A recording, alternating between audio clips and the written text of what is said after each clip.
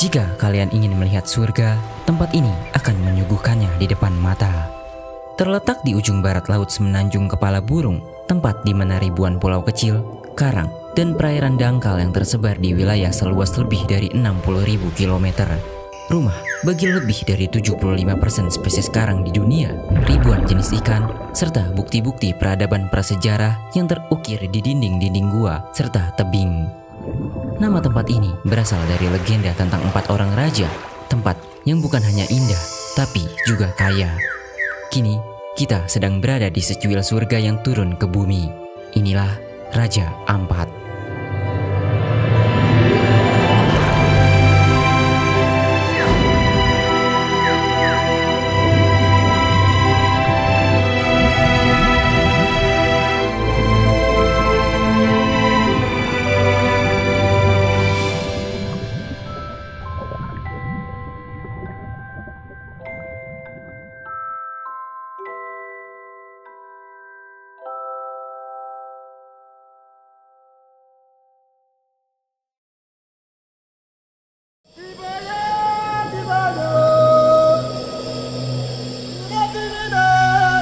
Keindahan Raja Ampat tidak hanya diperlihatkan pada lingkungan perairannya, namun juga sampai ke daratan di pulau-pulau di sekitarnya.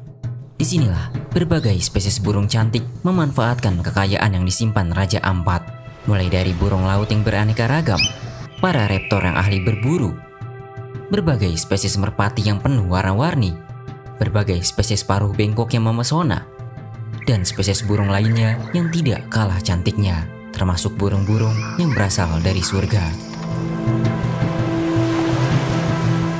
Dari gugusan pulau di Raja Ampat, mari kita menuju ke salah satu yang terbesar. Di balik rimbunnya hutan tropis Raja Ampat, tersembunyi sebuah permata hidup yang jarang terekspos. Ia adalah salah satu dari spesies burung-burung indah yang dikenal dengan cendrawasih atau Bird of Paradise.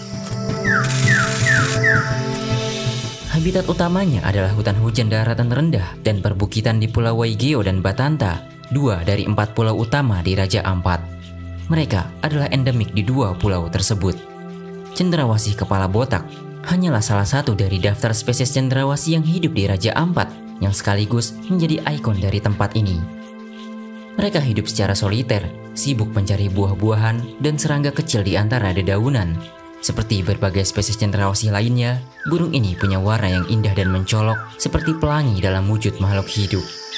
Mereka memiliki seluruh warna primer di tubuhnya, dengan mahkota kepala berwarna biru langit yang benar-benar botak alias tanpa bulu. Dari sanalah sebutan mereka berasal. Tidak hanya itu, mereka memiliki berbagai paduan warna yang tampak kontras satu sama lain. Bulu berwarna coklat, merah, kuning, dan hijau zaitun. Kaki berwarna biru, dan 2 ekor yang sangat unik melengkung berwarna ungu. Dalam evolusi makhluk hidup, ada yang namanya seleksi seksual. Inilah alasan dari bulu-bulu indah cendrawasih kepala botak. Akan terlihat dengan jelas bagaimana dimorfi seksual di antara kedua jenis kelamin. Betina masih cukup indah dipandang, tapi sang jantan jauh lebih mencolok. Namun, ternyata masih ada yang jauh lebih unik lagi di balik warna-warni yang menghiasi bulu mereka. Panggung utama mereka adalah saat musim kawin tiba. Disinilah keajaiban sesungguhnya dimulai. Untuk menarik perhatian betina, pejantan akan membersihkan area hutan, bahkan membuang daun-daun kering dan ranting, menciptakan semacam area dansa yang rapi di lantai hutan, memastikan bahwa tidak ada satupun benda di tanah yang akan mengganggu pertunjukannya. Kemudian, dengan penuh percaya diri, ia akan memulai tarian yang rumit, melompat, membungkuk, dan memamerkan setiap bulu indahnya. Mahkota birunya akan semakin bersinar, dan bulu merahnya seolah hidup. Tak lupa membentuk semacam cakram dari bulu hijaunya. Tujuannya satu, membuat betina terkesan. Inilah salah satu bentuk unik dari seleksi seksual dalam evolusi, di mana spesies yang melakukan ini rela membuat dirinya menghasilkan ciri-ciri yang membahayakan kelangsungan hidupnya sendiri, seperti warna yang mencolok yang mudah dilihat pemangsa, hanya demi bersaing merebutkan pasangan. Begitulah bagaimana alam selalu punya caranya tersendiri untuk membentuk hal-hal luar biasa.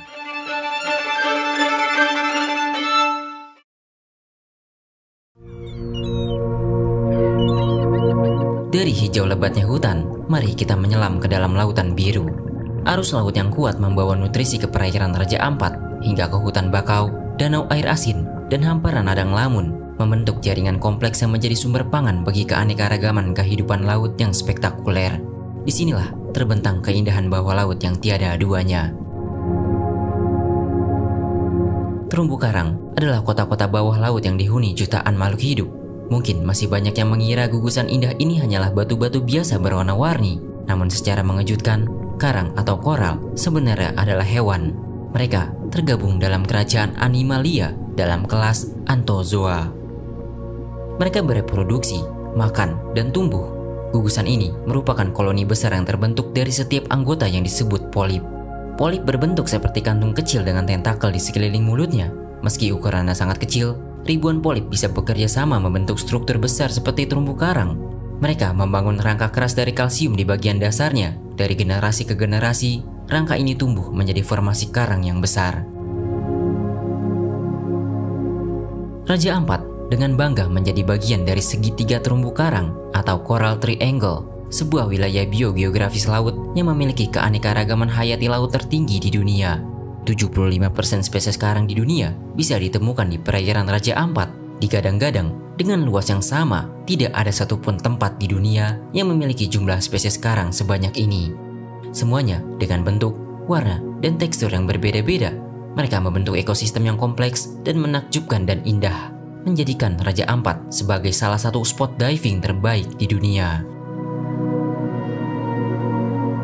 Terumbu karang bisa diibaratkan sebagai kota bawah laut, menjadi tempat berlindung, berkembang biak, dan mencari makan bagi jutaan spesies yang bergantung padanya.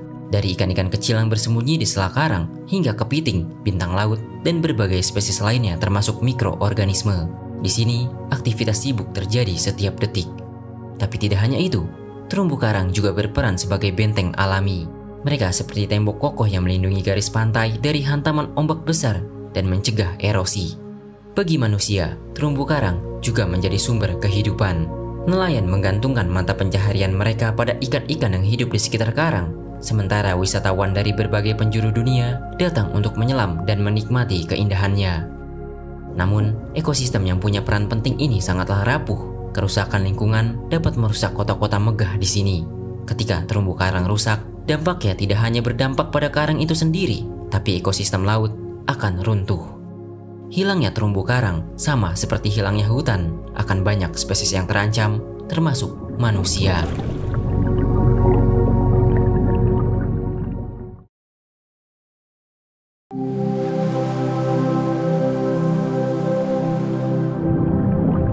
Jika terumbu karang adalah kota, maka ikan-ikan di Raja Ampat adalah penduduknya. Karena keragaman terumbu karang membuat ikan-ikan di sini juga sama beragamnya. Dengan lebih dari 1.500 spesies ikan tercatat, dari ikan-ikan kecil berwarna-warni yang bersembunyi di antara karang, hingga predator raksasa yang berenang mencari mangsa, semuanya ada di sini. Di antara sekian banyak spesies-spesies itu, ada beberapa yang sangat ikonik. Kita mulai dari salah satu makhluk paling unik dan misterius di Raja Ampat. Meskipun ukurannya mencapai 1 hingga 3 meter, namun akan sulit menemukannya, karena mereka ahli dalam menyamar. Mungkin bentuknya agak aneh, tapi mereka tergolong sebagai ikan hiu. Ada sekitar 12 spesies hiu begong yang diketahui sejauh ini. Sebagian besar menghuni perairan sekitar Indonesia dan Australia. Raja Ampat adalah tempat yang cukup mudah untuk menemukan mereka. Sebagian besar hari-harinya dihabiskan di dasar laut, berkamuflase, dan menunggu makanan yang datang sendiri.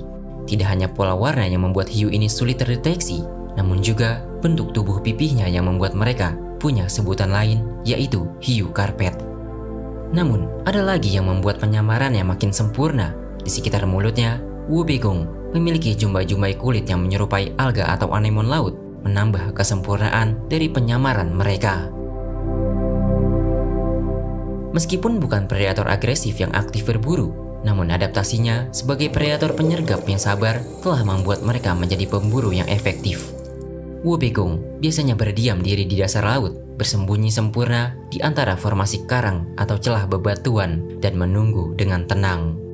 Begitu mangsa berada dalam jangkauan, wobegong akan menunjukkan kecepatan luar biasa dalam sekejap. Dengan rahangnya yang lebar dan gigi-gigi kecil yang tajam, mereka bisa melahap mangsa yang lengah. Hiu ini telah memilih jalur evolusi yang membuatnya menjadi organisme yang sukses, bahwa tidak perlu menjadi hiu putih besar yang ganas untuk memenangkan seleksi alam. Dari dasar laut, mari kita melayang bersama salah satu megafauna lautan. Diameternya dapat mencapai 7 meter. Mereka seperti layang-layang yang mengambang di dalam air. Ikan yang punya ciri khas 2 organ aneh di depan mulutnya. Ini merupakan struktur seperti sirip yang disebut lobus sefalik. Fungsinya cukup penting, yaitu membantu ikan pari manta mengarahkan makanan ke dalam mulutnya, seperti tangan versi ikan pari. Tapi sebenarnya, apa yang mereka makan? Meskipun ukurannya besar, namun makanan mereka ternyata berkebalikan. Pari manta adalah filter feeder, yang secara harfiah diartikan sebagai penyaring makanan. Dengan membuka mulut besarnya dan memakan organisme kecil seperti plankton dan krustasea kecil. Walaupun begitu, telah diamati sesekali mereka memakan ikan kecil hingga sedang, yang sekaligus menjadikannya sebagai predator mikro. Pari manta tersebar di seluruh perairan hangat di dunia. Sebagian merupakan pengembara dengan mengikuti arus laut yang kaya nutrisi. Raja Ampat adalah salah satu surga untuk menemui ikan-ikan ini. Menurut beberapa sumber, Raja Ampat menjadi perairan dengan populasi pari manta terbanyak di Indonesia. Di sini terkenal sebagai salah satu titik kumpul pari manta di dunia. Ikan-ikan unik ini biasa berkumpul di beberapa area, salah satunya Laguna Wayak. Jika beruntung, kita bisa melihat puluhan ekor pari manta yang berenang di satu area, menyuguhkan keindahan di antara laut jernih sebiru langit.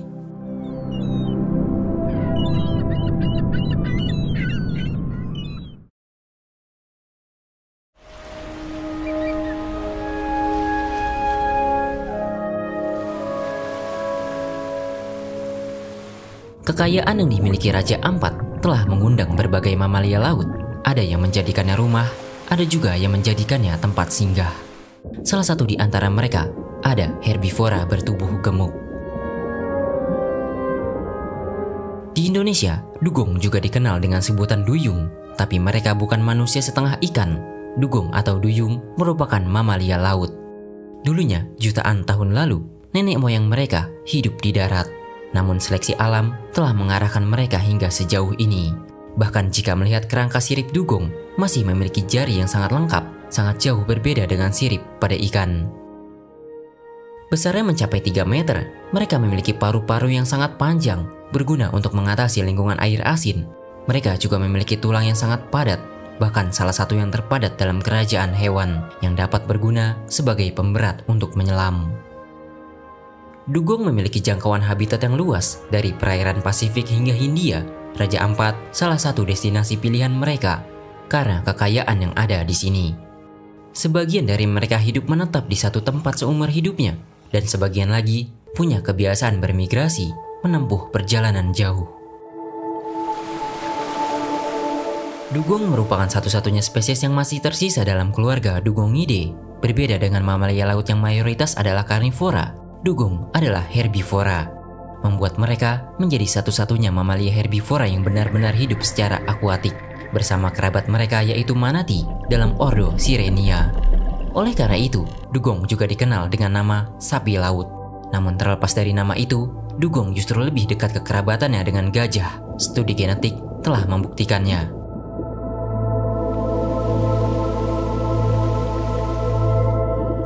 Sebagai herbivora, tempat favorit mereka adalah hamparan hijau padang lamun.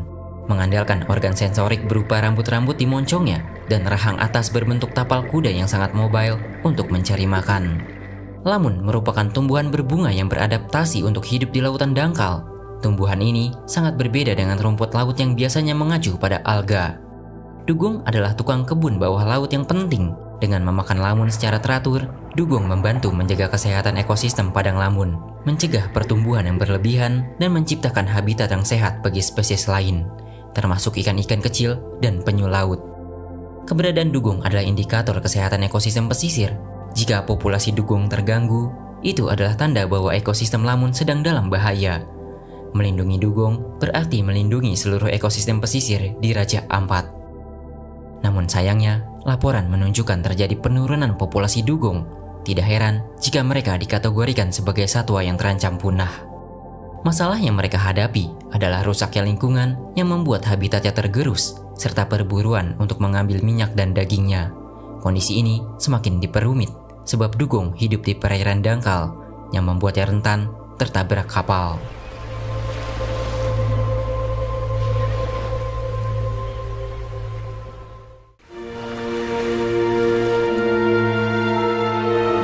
Raja Ampat adalah surga bukan hanya bagi manusia, melainkan semua makhluk hidup yang ada di sini. Sekarang, tinggal bagaimana menjaga surga ini tetap suci dari dosa-dosa. Jangan sampai malah merubahnya menjadi neraka yang menyeramkan, karena hanya iblis yang membangkang dari surga. Sekian dulu video kali ini. Terima kasih.